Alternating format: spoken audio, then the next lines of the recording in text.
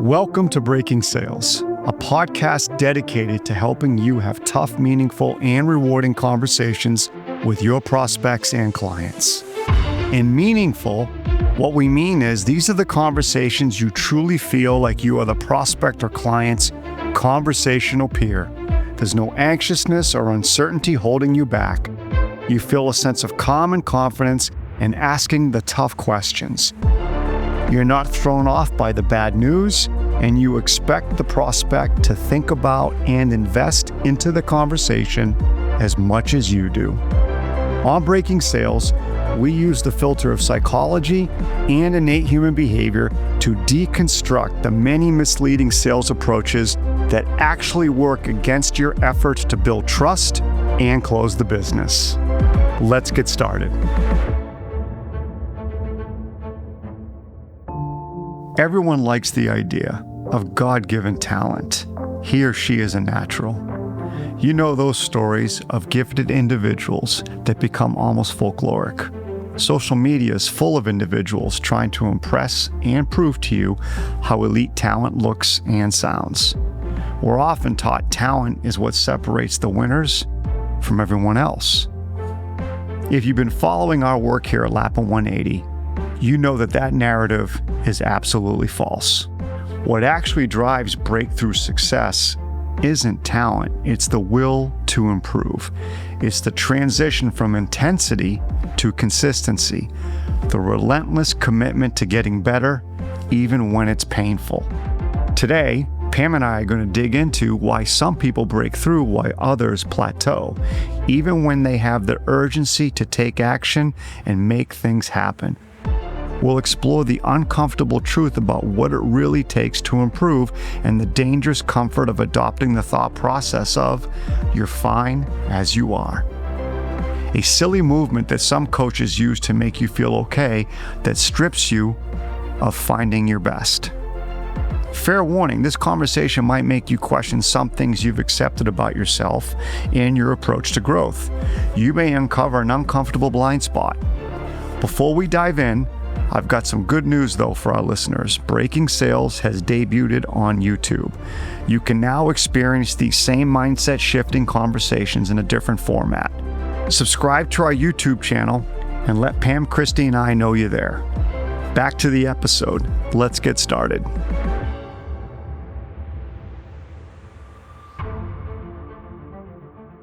All right, Pam. Driving this morning, I'm in the car. And Howard Stern's on. I don't know who he was interviewing, but something caught me. And I've heard his shtick on this before. And I don't mean shtick in a bad way, but I've heard it before, right? But something on how he expressed it. He says, I was the worst DJ you could ever imagine when I came out of Boston University. He goes, and I'm not just saying that to grab people's attention or get accolades. I couldn't get a job. My voice was awful. I had this thought that I had to be somebody else when I was speaking on the radio. And it took me a long time to give myself permission to be the authentic me and my authentic voice. And he goes, in that process though, I had to spend years and years at night or whenever I could, listening to other great DJs, other great voices. And I had very little talent. And then he goes with an explicit, he goes, but my will to improve was like no other. I wanted to be the best. And it was purely my will to improve and get better and find that voice that drove me day after day, night after night, ad nauseum. And I listened to that story and I'm like, that's it. He's right. How often are any of us just truly born, right, to be the best at something? Never. And when I think of these stories of so many different athletes, musicians, all the musical stories of musicians, of like, even like a Bon Jovi, right? And how devastating it was, where they went for so long, John Bon Jovi did, and he couldn't get anything going, but he stuck to it, and it was his will. Or like a Bruce Springsteen, and the list goes on. It was that will to improve. So I started thinking about my own journey, and I started thinking about, what was it like when I first started in this business? And my story, as many know, 0 for 9, 16, 18 months, no revenue, no nothing, very bad spot, scarcity attachment, self-doubt, second-guessing myself, right? Just thinking I was already washed up at, I don't know what age I was, all right? But it wasn't old. And I remember, though, to get my voice, I started recording it all the time. I recorded my prospect calls, and I loathed listening to them. I would rather have had my fingernails pulled out at times, because I'm like, I cannot believe I sound that way. I cannot believe I said that. What if I was that other person?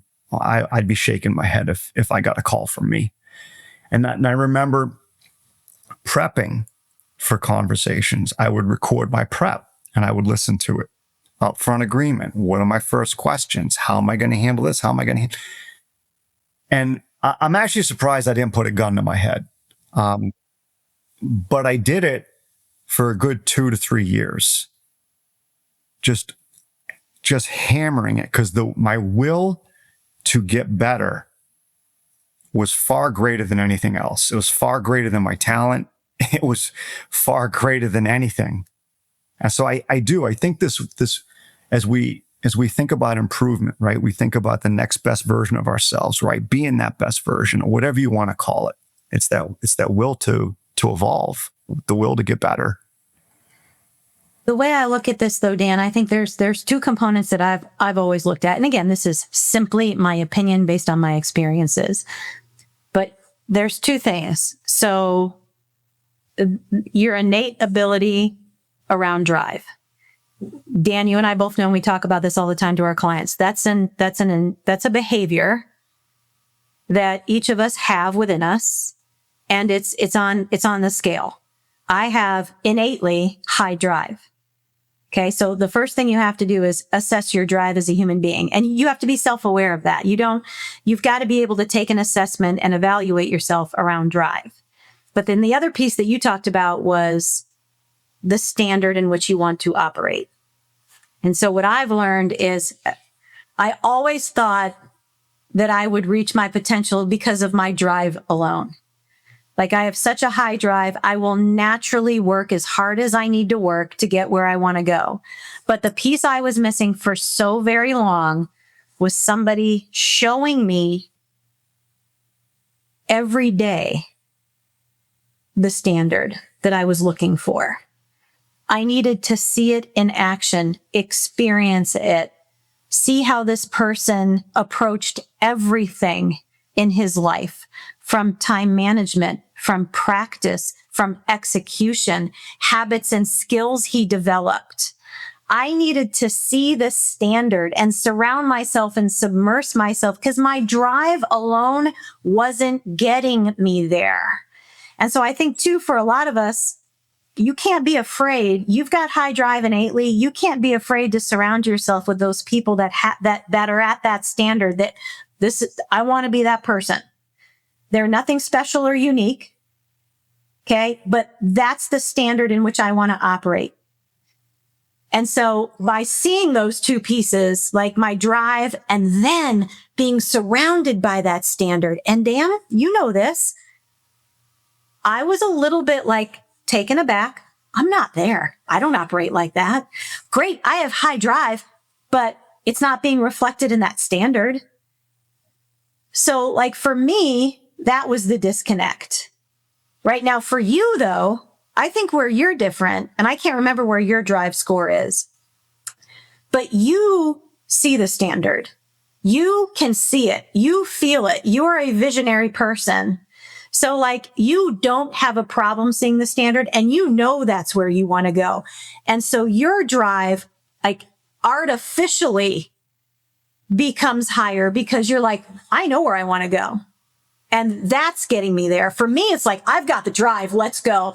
But I need to see the standard. So like, I think those two aspects of it, what does elite look like? I need to see what it looks like. I've got the drive. I don't have the drive, but I know what elite looks like. And that's going to get my drive there. And then you've got some of us poor people that don't have either one of those that need to be shown the way. We're pretty lucky, Pam, you and I.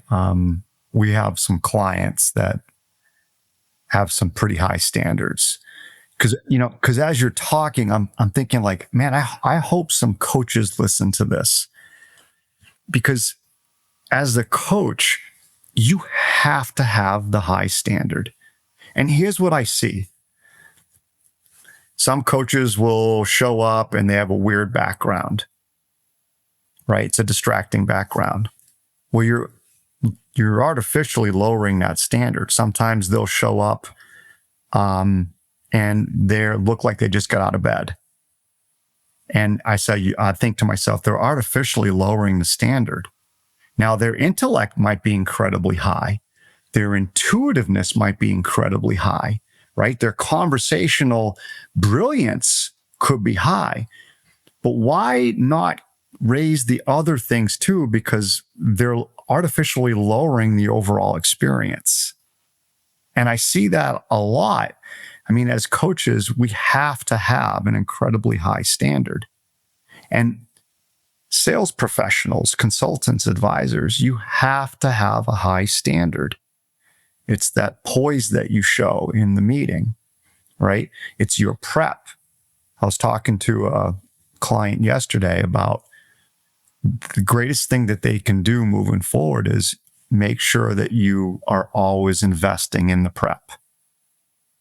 Things will eventually take care of themselves if you prep. The days of just showing up and winging it because you feel like you're a natural with people and a relationship builder, no. But see, Dan, some people would look at you and say, is that your standard? Is that what you do? Like, so I agree. Like, you have to understand the differences between the two. And there are standards in which you choose to operate around practice, prep, timeliness, your efficiencies, your level of professionalism. Those count. And then you match that with urgency and drive. And this is how you start really reaching your potential as a human being.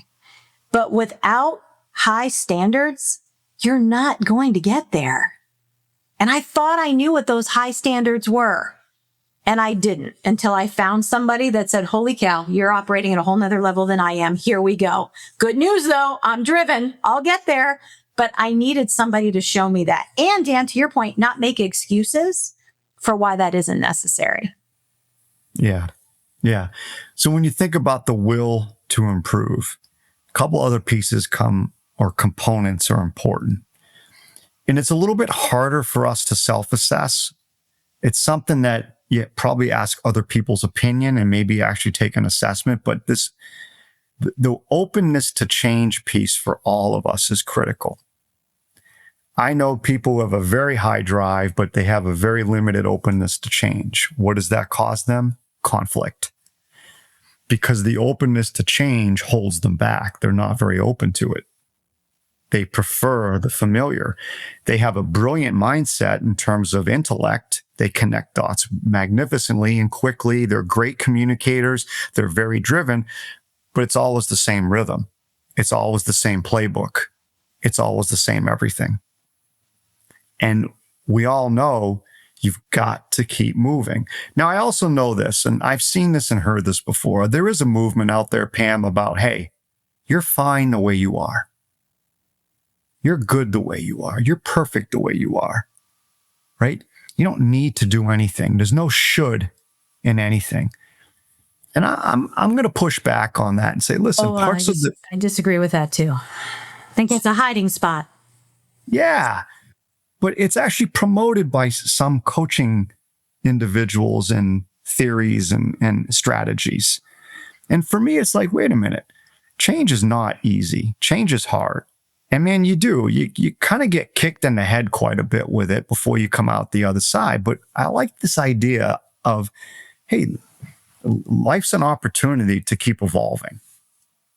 And no matter how hard it is or how disruptive it can feel and the tension, believe me, I know when I'm feeling the tension of it, because I get grumpy, I get cranky, because I'm in the middle of some kind of evolution or change or some kind of adaptation, and I'm not getting it, and it's not naturally happening yet. I haven't got my rhythm on it yet, so I get all cranky.